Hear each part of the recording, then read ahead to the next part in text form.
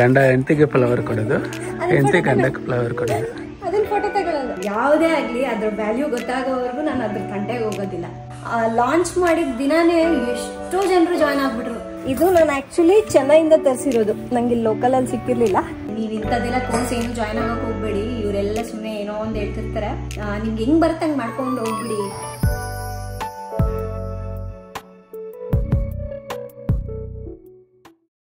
Hi friends, good morning. ನಾನಿವತ್ತು ಬೆಳಗ್ಗೆಯಿಂದ blog start ಮಾಡ್ತಾ ಇದ್ದೀನಿ. ಅಂಡ್ ಬೆಳಗ್ಗೆನ ಗಿಡಗಳಿಗೆ ಬಂದು ನೀರು ಹಾಕಿ ಹೋಗಿದ್ದೆ ರಜಾ. ಈಗ ನೋಡಿದ್ರೆ ಮಳೆ ಜೋರಾಗಿ ಬಂದ್ಬಿಡ್ತು. ಏನು ಒಂದು 1 ಮಿನಿಟ್ ಬರುತ್ತಾ? ಆಮೇಲೆ ಇಲ್ಲ, ತುಂಬಾ ಹೊತ್ತು ಬಂದಿದೆ. ಬಟ್ಟೆ ಎಲ್ಲ ಹಾಕಿದ್ದೀನಿ. ಸೊ ಇನ್ನ ಗಿಡಕ್ಕೆ ನೀರು ಹಾಕಿದ್ಮೇಲೆ ಒಂದು 2-3 ಅವರ್ಸ್ ಆದ್ಮೇಲೆ ಸ್ವಲ್ಪ ಹೂವು ಎಲ್ಲ ಒಣಗಿರತ್ತಲ್ವ ಕೆಲವೊಂದು, ಅದೆಲ್ಲ ಕಟ್ ಮಾಡಿ ಹೋಗ್ಬಿಡ್ತೀನಿ ನಾನು. ಹಾಗಾಗಿ ಬಂದೆ. ಅಂಡ್ ಇನ್ನೊಂದು ಏನ್ ಗೊತ್ತಾ, ರಾಜು ಪ್ರತಿ ವರ್ಷ ನನ್ನ ಬರ್ತ್ಡೇಗೆ ಏನೋ ಒಂದು ಸರ್ಪ್ರೈಸ್ ಗಿಫ್ಟ್ ನ ತಗೊಂಡ್ಬರ್ತಿದ್ರಲ್ವಾ. ಸೊ ನಾನ್ ಮುಂಚೆನೆ ಹೇಳಿದ್ದೆ ರಾಜುಗೆ, ಈ ವರ್ಷ ನನ್ಗೆ ಹತ್ರ ಸರ್ಪ್ರೈಸ್ ಏನೂ ಬೇಡ, ನನ್ಗೇನ್ ಇಷ್ಟ ಆಗುತ್ತೋ ಅದನ್ನ ಕೊಡ್ಸಿ ಅಂತ. ಸರಿ, ನಿಮ್ಗೆ ಏನ್ ಇಷ್ಟ ಆಗುತ್ತೋ ಅದೇ ತಗೋ ಅಂತ ಹೇಳಿದ್ರು. ಹಾಗಾಗಿ ಈ ವರ್ಷ ನನ್ಗೇನ್ ಇಷ್ಟ ಆಗುತ್ತೋ ಅದನ್ನ ತಗೊಳ್ಳೋಣ, ಅಂದ್ರೆ ನನ್ಗೆ ಯೂಸ್ ಆಗೋಂಥದ್ದು ತಗೊಳ್ಳೋಣ ಅನ್ಕೊಂಡಿದ್ದೀನಿ. ಅಂದ್ರೆ ಪ್ರತಿ ವರ್ಷನೂ ಯೂಸ್ ಆಗತ್ತೆ ಹಂಗಂತ ಅಲ್ಲ, ಈ ವರ್ಷ ಸ್ವಲ್ಪ ನಾನು ಇಷ್ಟಪಟ್ಟು ತಗೊಳ್ಳೋದು ಅದೊಂಥರ ಡಿಫ್ರೆಂಟ್ ಆಗಿರುತ್ತಲ್ವಾ. ಹಾಗಾಗಿ ಅವ್ರಿಗೆ ಆ ಥರ ಕೇಳಿದೆ. ಬರ್ತ್ಡೇ ದಿನಾನೇ ನನಗೆ ಗಿಫ್ಟ್ ಅನ್ನೋದು ಸಿಗ್ತಾ ಇತ್ತು. ಬಟ್ ಈ ಸಲ ನಾನು ಸೆಲೆಕ್ಟ್ ಮಾಡ್ತಾ ಇರೋದ್ರಿಂದ ಬರ್ತ್ಡೇ ಆದ್ಮೇಲೆ ಸ್ವಲ್ಪ ಫ್ರೀ ಆದ್ಮೇಲೆಲ್ಲ ಮಾಡ್ಕೊಂಡು ಬರೋಣ, ಸೆಲೆಕ್ಟ್ ಮಾಡೋಣ ಅಂತ ಅನ್ಕೊಂಡೆ. ಇವತ್ತು ಅದನ್ನೇ ಶಾಪಿಂಗ್ ಮಾಡಕ್ ಹೋಗ್ತಾ ಇದ್ದೀವಿ. ಏನ್ ಆ ಗಿಫ್ಟ್, ಏನ್ ಕತೆ ಅನ್ನೋದು ನಾನು ನಿಮ್ಗೆ ಅಲ್ಲೇ ಹೋದ್ಮೇಲೆ ತೋರಿಸ್ತೀನಿ, ಶಾಪಿಂಗ್ ಹೋದ್ಮೇಲೆ. ಅಂಡ್ ತುಂಬಾ ಆಕ್ಚುಲಿ ಇದು ಸುಮಾರು ವರ್ಷಗಳಿಂದ ತಗೋಬೇಕಂತ ಇದ್ದಿದ್ದೆ. ಹೇಳ್ತೀನಿ ನಿಮ್ಗೆ ಏನು ಅಂತ, ಸರಿನಾ? ಬರೀ ಈಗ ನಮ್ಮ ತೋಟದಲ್ಲಿ ಕೆಲವೊಂದು ಹೂವುಗಳೆಲ್ಲ ಆಗಿದೆ, ಎಷ್ಟು ಬ್ಯೂಟಿಫುಲ್ ಆಗಿದೆ ಗೊತ್ತಾ. ಸೊ ತೋರಿಸ್ತೀನಿ ನಿಮ್ಗೆ. ಈ ರೋಸ್ ನೋಡಿದೀರಾ ಫ್ರೆಂಡ್ಸ್? ನಿಮ್ಗೆ ಕ್ಯಾಮ್ರಾದಲ್ಲಿ ಹೇಗ್ ಕಾಣಿಸ್ತಾ ಇದೆಯೋ ಗೊತ್ತಿಲ್ಲ, ಬಟ್ ಇದು ರಿಯಲ್ ಆಗಿ ನೋಡಕಂತೂ ತುಂಬಾ ಬ್ಯೂಟಿಫುಲ್ ಆಗಿದೆ. ಇದು ಒಂಥರ ಪಿಂಕ್ ಮತ್ತೆ ಬ್ಲಾಕ್ ಎರಡು ಮಿಕ್ಸ್ ಆಗಿದ್ರೆ ಹೇಗಿರತ್ತೆ ನೋಡಿ, ಆ ತರ ಕಲರ್ ಬರುತ್ತೆ ಇದು. ಇದು ನಾನು ಆಕ್ಚುಲಿ ಚೆನ್ನೈಯಿಂದ ತರಿಸಿರೋದು, ನಂಗೆ ಲೋಕಲ್ ಅಲ್ಲಿ ಸಿಕ್ಕಿರ್ಲಿಲ್ಲ. ಈ ಗಿಡ ನೋಡಿದ್ರಲ್ಲ, ಎಷ್ಟೊಂದು ಹೂ ಬಿಟ್ಟಿದೆ ನೋಡ್ರಿ. ಚಿನ್ಮ, ಇದಕ್ಕೆ ಏನಂತಾರೆ ಹೆಸರು? ಮರ್ತೋಗಿದ್ದೇನೆ ನಾನು. ಏನಿದು? ಅದೇ ನೀನ್ ಹೇಳು.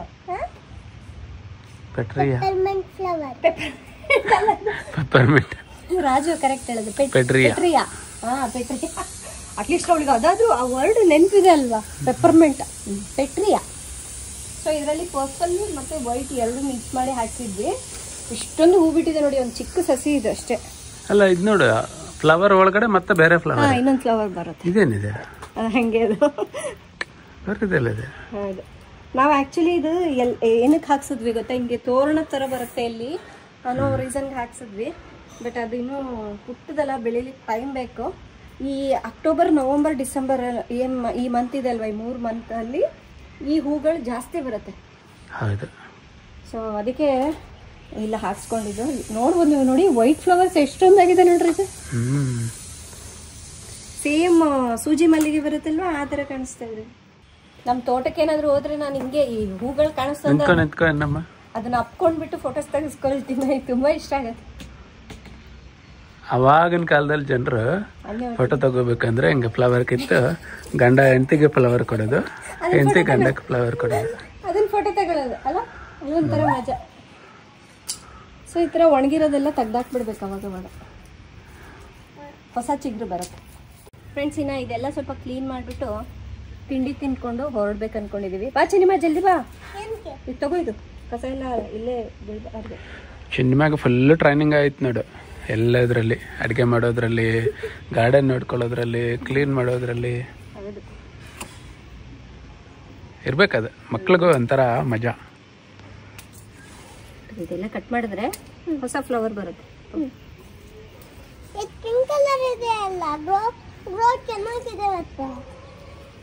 ಇಲ್ಲ, ಅದಷ್ಟೇ ಬೇಡ.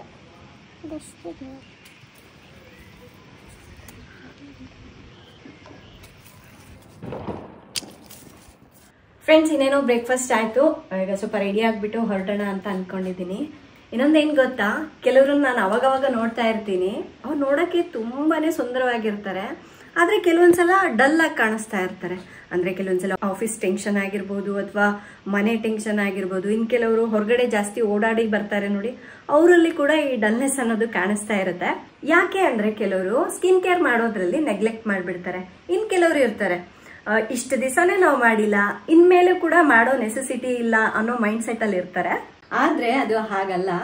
ಯಾಕೆಂದ್ರೆ ಈಗ ಏಜ್ ಆಗ್ತಾ ಆಗ್ತಾ ಸ್ಕಿನ್ ಅಲ್ಲಿ ಚೇಂಜಸ್ ಆಗ್ತಾ ಹೋಗುತ್ತೆ. ಒಂದು ಒಳ್ಳೆ ಸ್ಕಿನ್ ಕೇರ್ ಮಾಡ್ಕೊಳ್ಳೋದು ಅದು ಒಳ್ಳೆ ಹ್ಯಾಬಿಟ್, ಅದು ಮಾಡ್ತಾ ಇರಬೇಕು. ಸ್ಕಿನ್ ಕೇರ್ ಅಂದ್ಕೂಡ್ಲೆ ನೀವು ಏನೇನೋ ಮಾಡ್ಬೇಕಾದ ಅವಶ್ಯಕತೆ ಇಲ್ಲ. ಜಸ್ಟ್ ನೀವು ಒಂದು ಫೇಸ್ ವಾಶ್ ಅದ್ರ ಜೊತೆಗೆ ಒಂದು ಮಾಯಿಶ್ಚರೈಸರ್ ಅನ್ನ ಯೂಸ್ ಮಾಡಿದ್ರೆ ಸ್ಕಿನ್ ತುಂಬಾ ಹೆಲ್ದಿ ಆಗಿರುತ್ತೆ. ನೀವು ಏಜ್ ಆದ್ರೂ ಕೂಡ ಯಂಗ್ ಆಗಿ ಕಾಣ್ತಾ ಇರ್ತೀರಾ. ಸೊ ಇಂಥವ್ರೆಲ್ಲರಿಗೋಸ್ಕರ ನಾನು ಒಂದು ಸ್ಕಿನ್ ಕೇರ್ ರೇಂಜ್ ಅನ್ನ ನಿಮ್ಗೆ ಪರಿಚಯ ಮಾಡ್ಬೇಕಂತ ಅನ್ಕೊಂಡಿದೀನಿ. ಅದು ಯಾವುದು ಅಂದ್ರೆ ನ್ಯೂಟ್ರಿಡರ್ಮ್ ಡಿಟಾಕ್ಸ್ ಕ್ಲಿನ್ಸರ್ ಮತ್ತು moisturising lotion with vitamin E. ಈ ಕ್ಲಿನ್ಸರ್ ನಲ್ಲಿ 2% ಗ್ಲೈಕೋಲಿಕ್ ಆಸಿಡ್ ಇರುತ್ತೆ.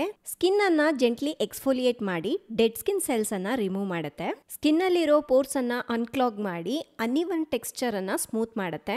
ಇದು ಕೊಲಾಜಿನ್ ಪ್ರೊಡಕ್ಷನ್ ಅನ್ನ ಸ್ಟಿಮ್ಯುಲೇಟ್ ಮಾಡಿ ಲೈನ್ಸ್ ಮತ್ತು ವ್ರಿಂಕಲ್ಸ್ ಅನ್ನ ಕಡಿಮೆ ಮಾಡುತ್ತೆ.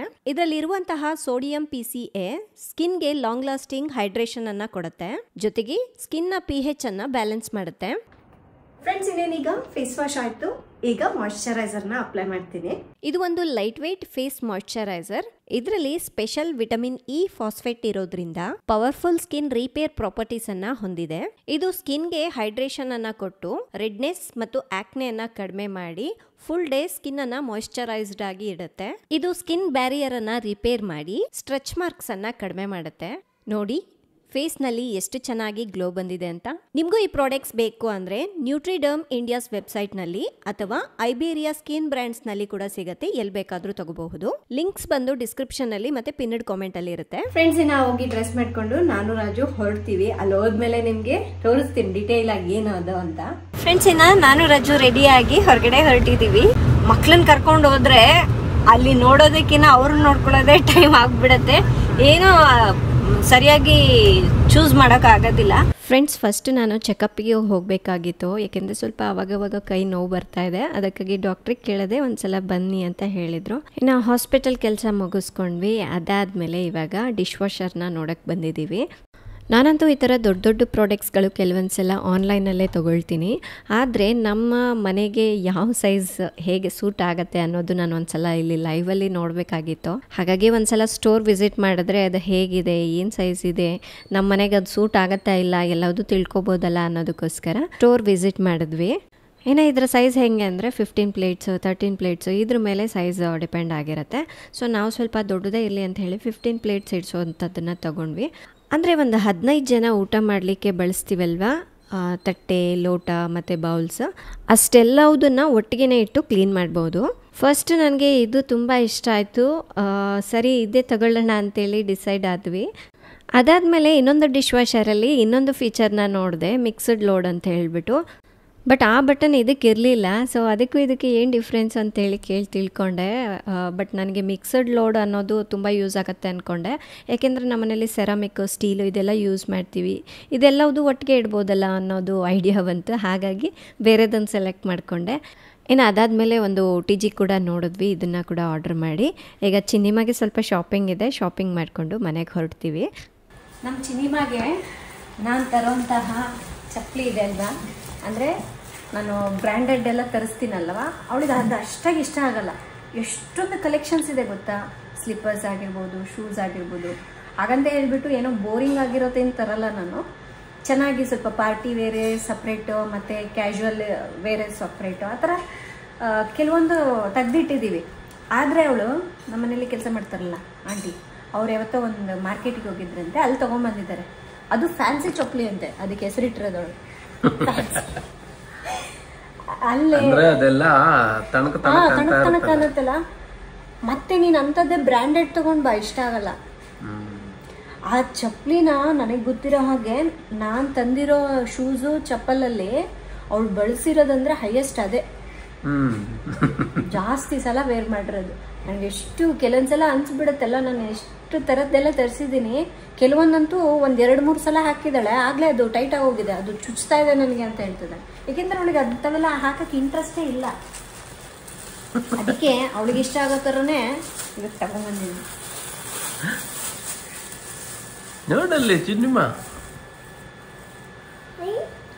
ನೋಡಿ, ಈ ಥರ ಕಲರ್ ಲಕ ಲಕ ಲಕ ಲಕ ಅಂತಿರ್ಬೇಕಾದ್ರೆ ಹಾಕೋ ಹಾಕ ನೋಡ. ಹಾಕೋ, ನೀನು ಚಿಕ್ಕದಾಗತ್ತಾ? ಅಯ್ಯಯ್ಯೋ, ಕರೆಕ್ಟ್ ಆಗಿದೆ. ಚಿಕ್ಕದಾಯ್ತಾ? ನೀನ್ ದೊಡ್ಡವಳಾ? ಇದಾಕ್ ನೋಡ. ಹಾಕಲ್ಲ ಹಾಕಲ್ಲ ಹಾಕಲ್ಲ. ನಾನು ಹೇಳ್ದೆ ಅವನಿಗೆ, ಆಗತ್ತೆ ಕರೆಕ್ಟ್. ತುಂಬ ಲೂಸ್ ಹಾಕಿದ್ರೆ ನಡಿಯಕ್ಕೆ ಬರಲ್ಲ ನಿಂಗೆ, ಕರೆಕ್ಟಾಗಿ ಹಾಕೋಬೇಕು.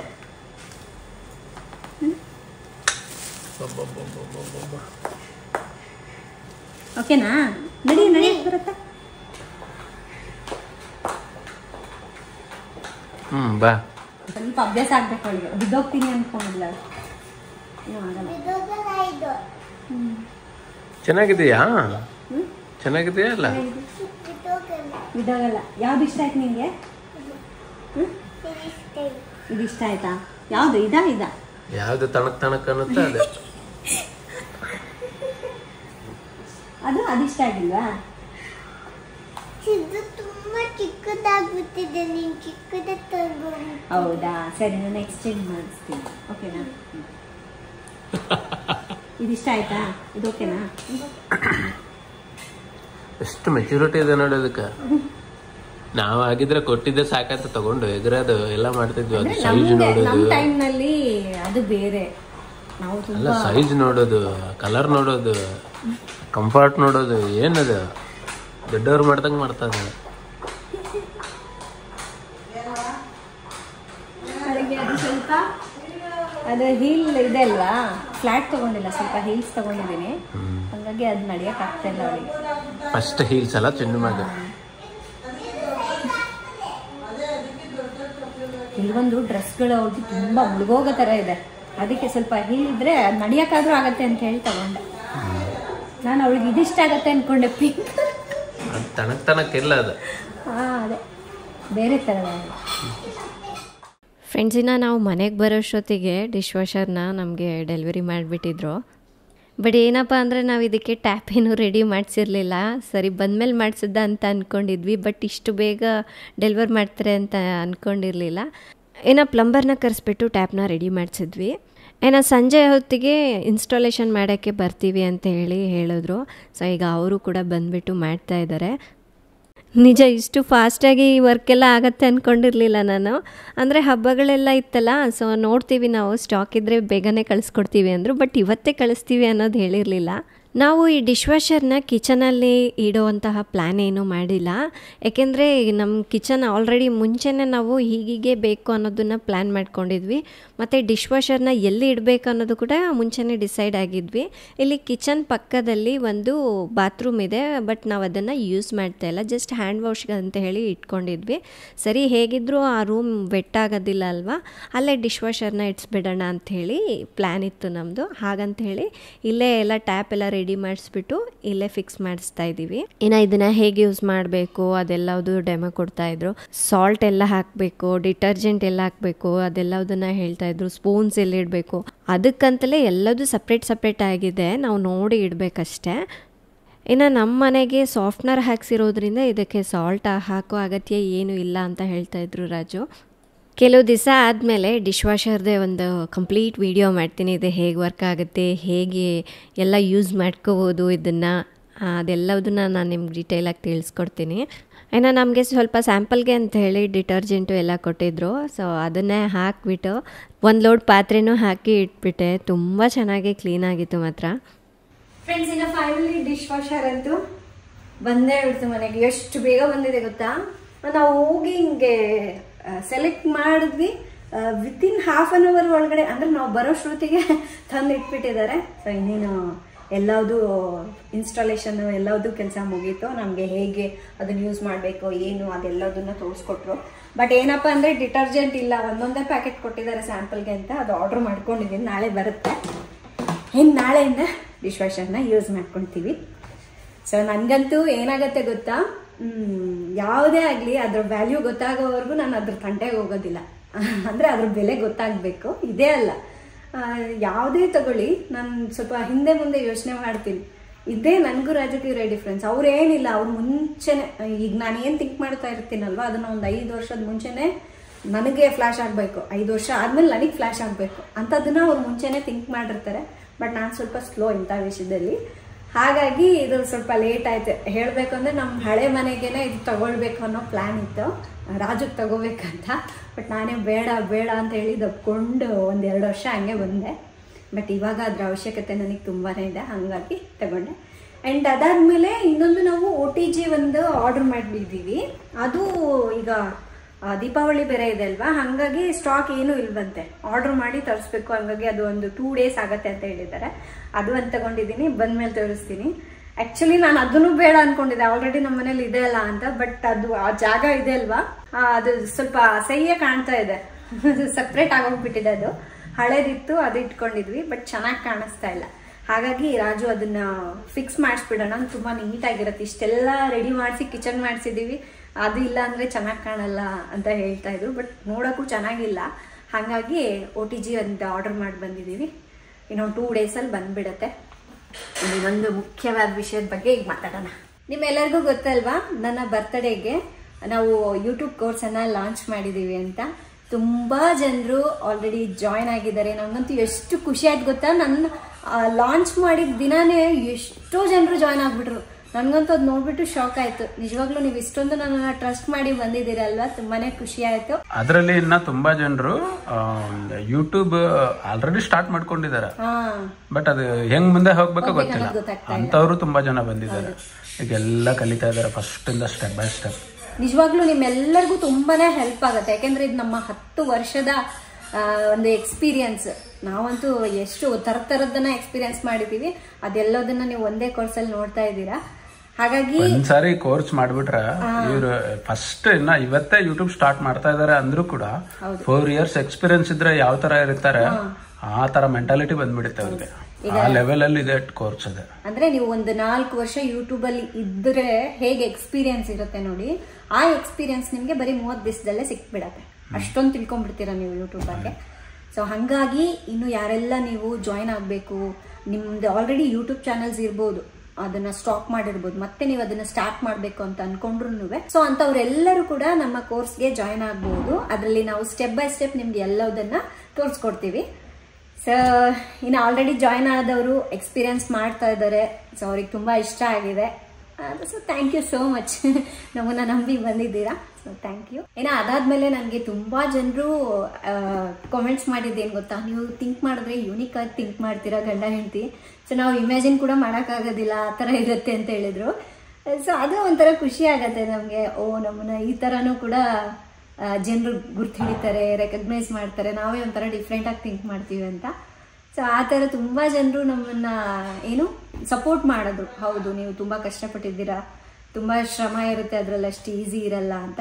ಸೊ ನೀವು ನಾನಂತೂ ಇದನ್ನು ಎಕ್ಸ್ಪೀರಿಯನ್ಸ್ ಮಾಡಿರ್ತೀನಿ, ನೀವು ನಾನು ನೋಡಿನೇ ಇಷ್ಟೆಲ್ಲ ತಿಳ್ಕೊಂಡಿದ್ದೀರಾ. ಅದು ನನಗೆ ತುಂಬಾ ಏನಂತ ಅನ್ಸುತ್ತೆ ಅಂದರೆ ಖುಷಿ ಆಗತ್ತೆ, ಇಷ್ಟೊಂದು ನಮ್ಮನ್ನು ಸ್ಟಡಿ ಮಾಡಿದ್ದೀರಲ್ಲ ಅಂತ. ಆ್ಯಂಡ್ ಇನ್ನು ಕೆಲವ್ರು ಏನು ಗೊತ್ತಾ, ಕೆಲವರು ಕಾಮೆಂಟ್ಸ್ ಮಾಡಿದ್ದಾರೆ ನನಗೆ ಫೇಸ್ಬುಕ್ಕಲ್ಲಿ ಮತ್ತು ಯೂಟ್ಯೂಬಲ್ಲಿ. ಅಂದರೆ ನನಗೆ ಅನ್ನೋದಕ್ಕಿಂತ ಜನರಿಗೆ ಹೇಗೆ ಜಾಯ್ನ್ ಆಗಬೇಕು ಈ ಕೋರ್ಸ್ಗೆ, ಏನು ಕತೆ ಅಂತ ಹೇಳಿ ಕೆಲವೊಂದು ಕ್ವಶನ್ಸ್ ಎಲ್ಲ ಕೇಳ್ತಾರಲ್ವ, ಅವ್ರಿಗೆ ಹೋಗ್ಬಿಟ್ಟು ಇವ್ರು ಕಾಮೆಂಟ್ಸ್ ಮಾಡೋದು, ನೀವು ಇಂಥದ್ದೆಲ್ಲ ಕೋರ್ಸ್ ಏನು ಜಾಯ್ನ್ ಆಗೋಕೆ ಹೋಗ್ಬೇಡಿ, ಇವರೆಲ್ಲ ಸುಮ್ಮನೆ ಏನೋ ಒಂದು ಹೇಳ್ತಿರ್ತಾರೆ, ನಿಮ್ಗೆ ಹೆಂಗೆ ಬರುತ್ತೆ ಹಂಗೆ ಮಾಡ್ಕೊಂಡು ಹೋಗ್ಬಿಡಿ, ಅವ್ರ ಕೋರ್ಸ್ಗೆ ಜಾಯ್ನ್ ಆಗಬೇಕಾ ನೀವು, ಅವ್ರೇನು ಕೋರ್ಸಿಗೆ ಜಾಯ್ನ್ ಆಗಿನೇ ಯೂಟ್ಯೂಬ್ ಮಾಡಿದ್ರ ಅಂತ. ಡೆಫಿನೆಟ್ಲಿ ನಾವು ಕೋರ್ಸ್ಗಳಿಗೆ ಜಾಯ್ನ್ ಆಗಿನೇ ನಾವು ಯೂಟ್ಯೂಬ್ ಮಾಡಿದ್ದು. ಸೊ ನೀವು ಏನೀಗ ಒಂದು ಕೋರ್ಸ್ನಲ್ಲಿ ನೋಡ್ತಾ ಇದ್ದೀರಲ್ವ, ಆ ಥರ ನಾವು ಎಷ್ಟು ಕೋರ್ಸ್ಗಳಿಗೆ ಜಾಯ್ನ್ ಆಗಿದ್ದೀವೋ ಲೆಕ್ಕ ಇಲ್ಲ. ಸೊ ಅದೇ ಆ ಥರ ನಿಮಗೂ ಹೆಂಗಿದೆ ಅಂದ್ರೆ, ಸ್ಕೂಲ್ಗೆ ಹೋಗ್ಬೇಡ, ಕಾಲೇಜ್ಗೆ ಹೋಗ್ಬೇಡ, ಡೈರೆಕ್ಟ್ ಆಸ್ಪತ್ರೆಗೆ ಹೋಗಿ ಆಪರೇಷನ್ ಸ್ಟಾರ್ಟ್ ಮಾಡ್ಬಿಡಿ ಪೇಷಂಟ್ ಮೇಲೆ ಅನ್ನೋ ಥರ ಇದೆ. ಡೆಫಿನೆಟ್ಲಿ ಅದೇ ಥರನೇ ಇದೆ. ಬಟ್ ಆ ರೀತಿ ಇರೋದಿಲ್ಲ, ಓಕೆನಾ. ಏನೋ ಈಗ ನೋಡಿ ಚಿಕ್ಕ ಚಿಕ್ಕ ಮಕ್ಕಳೆಲ್ಲ ಯೂಟ್ಯೂಬ್ ಸ್ಟಾರ್ಟ್ ಮಾಡ್ಬಿಡ್ತಾರೆ. ಯೂಟ್ಯೂಬ್ ಸ್ಟಾರ್ಟ್ ಮಾಡೋದು ತುಂಬಾ ಈಸಿ. ಅಂದ್ರೆ ಅವ್ರ ಪ್ರಕಾರ ಏನು ಅಂದ್ರೆ ಚಾನಲ್ ಕ್ರಿಯೇಟ್ ಮಾಡೋದು, ಇಮೇಲ್ ಐಡಿ ಹಾಕೋದು, ಚಾನಲ್ ಹೆಸರು ಕೊಟ್ಟು ಸೈನ್ ಅಪ್ ಅಂದ್ಬಿಡೋದು ಅಷ್ಟೇ. ಚಾನಲ್ ಕ್ರಿಯೇಟ್ ಆಯ್ತು, ಮುಗೀತು. ಅದೇ ಚಿಕ್ಕ ಚಿಕ್ಕ ಮಕ್ಕಳೆಲ್ಲ ಮಾಡ್ತಾರಲ್ಲ, ಸ್ಕೂಲ್ ಮಕ್ಕಳೆಲ್ಲ ಮಾಡ್ತಾರೆ. ಹೌದು ಅಲ್ವಾ? ಸೊ ಅವರು ಮಾಡ್ತಾರೆ. ಯೂಟ್ಯೂಬ್ ಅಕೌಂಟ್ ಯಾರ ಹತ್ರ ಇದೆಯೋ ಅದು ಆಲ್ರೆಡಿ ಚಾನಲ್ ಇದ್ದಂಗೆ, ಬೇರೆ ಏನು ಡಿಫ್ರೆನ್ಸ್ ಇಲ್ಲ. ಜಸ್ಟ್ ಒಂದ್ ಬಟನ್ ಕ್ಲಿಕ್ ಮಾಡಿದ್ರೆ ಮುಗೀತು. ಅಂತ ಸಣ್ಣ ಮಕ್ಕಳೆಲ್ಲ ಬಂದು ಕಾಮೆಂಟ್ ಹಾಕ್ತಾರೆ, ಆಂಟಿ ನಿಮ್ ವಿಡಿಯೋಸ್ ಚೆನ್ನಾಗಿರತ್ತೆ, ಆಂಟಿ ಚಿನಿಮನ್ ತೋರಿಸಿ, ಆಂಟಿ ಧೀರನ್ ತೋರಿಸಿ ಅಂತ. ಬಟ್ ನಾವು ಅದನ್ನ ಹೇಳ್ಕೊಡ್ತಾ ಇದಿಲ್ಲ. ಅದು ಅಲ್ಲ ನಾವ್ ಹೇಳ್ತಾ ಇದ್ದು. ಯೂಟ್ಯೂಬ್ ಅಂದ್ರೆ ಸ್ಟೆಪ್ ಬೈ ಸ್ಟೆಪ್ ಹೇಳ್ಕೊಡ್ತಾ ಇದ್ವಿ. ಸ್ಟೆಪ್ ಬೈ ಸ್ಟೆಪ್ ಅಂದ್ರೆ ಒಂದೊಂದು ಹೆಜ್ಜೆಯಲ್ಲೂ ಕೂಡ ಏನೇನ್ ಆಗತ್ತೆ ಅನ್ನೋದು ತಿಳಿಸ್ಕೊಡೋದೇ ನಮ್ಮ ಕೋರ್ಸ್ ನ ಉದ್ದೇಶ. ಬರೀ ಯೂಟ್ಯೂಬ್ ಚಾನಲ್ ಕ್ರಿಯೇಟ್ ಮಾಡೋದೊಂದೇ ಹೇಳ್ಕೊಡ್ತಾ ಇಲ್ಲ, A to Z ಎಲ್ಲದೂ ಹೇಳ್ಕೊಡ್ತಾ ಇದೀವಿ. ಅಂದ್ರೆ ಫಸ್ಟ್ ಇಂದ ಲಾಸ್ಟ್ ವರ್ಗು ನೀವು ಯಾವ ಚಾನಲ್ಸ್ ಮಾಡಿದ್ರೆ ಸಕ್ಸಸ್ ಆಗ್ತೀರಾ. ಚಾನಲ್ ಕ್ರಿಯೇಟ್ ಮಾಡೋದು ದೊಡ್ಡದಲ್ಲ, ಸಕ್ಸಸ್ ಆಗೋದು ದೊಡ್ಡದು, ಹಣ ದುಡಿಯೋದು ದೊಡ್ಡದು, ಅದರಲ್ಲಿ ನೀನು ಲಾಂಗ್ ಟರ್ಮ್ ನಿಂದಿರೋದು ದೊಡ್ಡದು.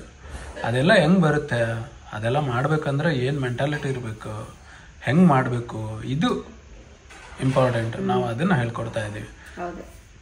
ಸೊ ಹಂಗಾಗಿ ಇದು ಕೆಲವರಿಗೆ ನಾವು ಹೇಳಿದ್ರು ಅರ್ಥ ಆಗೋದಿಲ್ಲ. ಇಂತರ ಹುಚ್ಚುಚ್ಚು ಕಾಮೆಂಟ್ಸ್ ಹಾಕ್ತಾರಲ್ವಾ, ಅದು ಅರ್ಥ ಆಗಲ್ಲ. ಇನ್ ಕೆಲವ್ರು ಹೆಂಗಿದ್ದಾರೆ ಅಂದ್ರೆ ಎಲ್ಲರೂ ಇಲ್ಲ, ಸೊ ಆಲ್ಮೋಸ್ಟ್ ಎಲ್ಲ ಜನರಿಗೂ ಅರ್ಥ ಆಗಿದೆ. ಅದರಲ್ಲಿ ಒಂದು 2% 3% ಜನರಿಗೆ ನಾವು ಹೇಳಿದ್ರು ಅರ್ಥ ಅದರಲ್ಲಿ ಇದ್ದೇ ಇರ್ತಾರೆ ಅಂತವ್ರು. ಇನ್ ಕೆಲವ್ರು ಬಂದ್ಬಿಟ್ಟು ಏನ್ ಹೇಳ್ತಾರೆ ಅಂದ್ರೆ ಎಲ್ಲದೂ ಆಯ್ತು ಮತ್ತೆ ಇದು ಒಂದಾ ಅಂತ. ನಾನು ಎಲ್ಲದೂ ಮಾಡ್ತೀನಿ, ಇದನ್ನೂ ಮಾಡ್ತೀನಿ, ಇದು ನನ್ನ ಕೆಪಾಸಿಟಿ ಇರೋದು ಏನಿದೆ ಅದನ್ನ ಮಾಡ್ತೀನಿ ನಾನು. ಓಕೆ, ಸೊ ನನ್ಗೆ ಅದು ಬೇಜಾರೇನು ಅನ್ಸಿಲ್ಲ. ಬಟ್ ಇವ್ರೆಲ್ಲ ಸುಮ್ಮನೆ ಹಿಂಗೆ ಇವ್ರಿಗೆ ನೆಗೆಟಿವ್ ಕಾಮೆಂಟ್ಸ್ ಹಾಕೊಂಡು ಅದು ಮಜಾ ತಗೊಳ್ತಾರಲ್ಲ, ಅದು ಎಷ್ಟು ದಿವಸ ಇರುತ್ತೆ ನಿಜವಾಗ್ಲೂ ಗೊತ್ತಿಲ್ಲ. ಬಟ್ ಅದು ಒಂದು ಸ್ವಲ್ಪ ಬೇಜಾರಾಗತ್ತೆ. ಆ ಕೆಲಸ ಬಿಟ್ಬಿಟ್ಟು ಬೇರೆ ಕೆಲ್ಸಕ್ಕೆ ಬರೋದೇನಾದ್ರೂ ಮಾಡಿದ್ರೆ ಒಳ್ಳೇದಂತ. ಅಂಡ್ ಈ ತರ ಕಾಮೆಂಟ್ಸ್ಗಳು ನೋಡಿದಾಗ ಸ್ವಲ್ಪ ಏನ್ ಮಾತಾಡ್ಬೇಕು ಅನ್ನೋದೇ ಗೊತ್ತಾಗಲ್ಲ. ಬಟ್ ಕೆಡ್ಸ್ಕೋಬಾರ್ದು ಅಷ್ಟೇ, ಅದನ್ನ ನಿಮ್ಮ ಹತ್ರ ಶೇರ್ ಮಾಡಿ ಡಿಲೀಟ್ ಮಾಡಿ ಹಾಕ್ಬಿಡ್ಬೇಕು. ಬಟ್ ಅದನ್ನ ಅದು ವೇಸ್ಟ್, ಟೈಮ್ ವೇಸ್ಟ್. ಅದು ಅವ್ರೇನಂದ್ರೆ ಅವರು ಬೆಳೆಯಲ್ಲ, ಇನ್ನೊಬ್ರನ್ನ ಬೆಳೆಯಕ್ ಬಿಡಲ್ಲ. ಆ ಮಾತು ಹೇಳ್ದಾಗ ನನ್ಗೊಂದು ನೆನಪಾಯ್ತು ನೋಡ್ರಜು. ಈಗ ನನ್ನ ಒಂದು ಇನ್ನರ್ ಫೀಲಿಂಗ್ ಹೇಳ ನಿಮ್ಗೆ. ನಾನು ಕೆಲವೊಂದ್ಸಲ ಹೊರಗಡೆ ಹೋಗ್ತಾ ಇರ್ತೀನಿ, ಅಲ್ಲಿ ಇಲ್ಲಿ ಬೆಂಗಳೂರಿಗೆ ಶೂಟಿಂಗ್ ಅಂತೆ, ಮತ್ತೆ ಕೆಲವೊಂದು ಕೆಲಸಕ್ಕೆ ನಮ್ಮ ಪರ್ಸನಲ್ ಕೆಲಸಗಳಿಗೆಲ್ಲ ಹೋಗಿರ್ತೀನಿ. ಹಂಗೆ ನಾನೇನಂದ್ರೆ ನೋಡ್ತಾ ಹೋಗ್ತೀನಿ, ಒಬ್ಬೊಬ್ರು ಏನ್ ಮಾಡ್ತಿರ್ತಾರೆ ಏನಿಲ್ಲ ಅದೆಲ್ಲ ನೋಡ್ತಾ ಹೋಗ್ತಿರ್ತೀನಿ. ಸೊ ಅವಾಗ ನನ್ಗೆ ಏನನ್ಸಿತ್ತು ಅಂದ್ರೆ ಬೇರೆ ಸ್ಟೇಟ್ಗಳಿಂದ ಬಂದು ನಮ್ಮ ಕರ್ನಾಟಕದಲ್ಲಿ ಇದ್ದಾರೆ, ಸಾಕಷ್ಟು ಜನರು ಇದ್ದಾರೆ. ಇದ್ದು ಅವ್ರ ಬಿಸ್ನೆಸ್ನ ಮಾಡಿ ಅದನ್ನ ನಮ್ಮ ಜನರಿಗೆ ಕೊಡ್ತಾ ಇದ್ದಾರೆ. ಅದು ಒಳ್ಳೆ ವಿಷಯನೇ, ಇಲ್ಲ ಅಂತಲ್ಲ. ಯಾಕೆಂದ್ರೆ ಕೆಲವರಿಗೆ ಕೆಲಸಗಳಿರಲ್ಲ ಅಂತವ್ರಿಗೆಲ್ಲ ಕೆಲಸ ಕೊಡ್ತಾರೆ. ಅದನ್ನೇ ನಾವ್ ಯಾಕೆ ಮಾಡಬಾರ್ದು, ನಮ್ಮ ಕನ್ನಡಿಗರು ಯಾಕೆ ಮಾಡಬಾರ್ದು?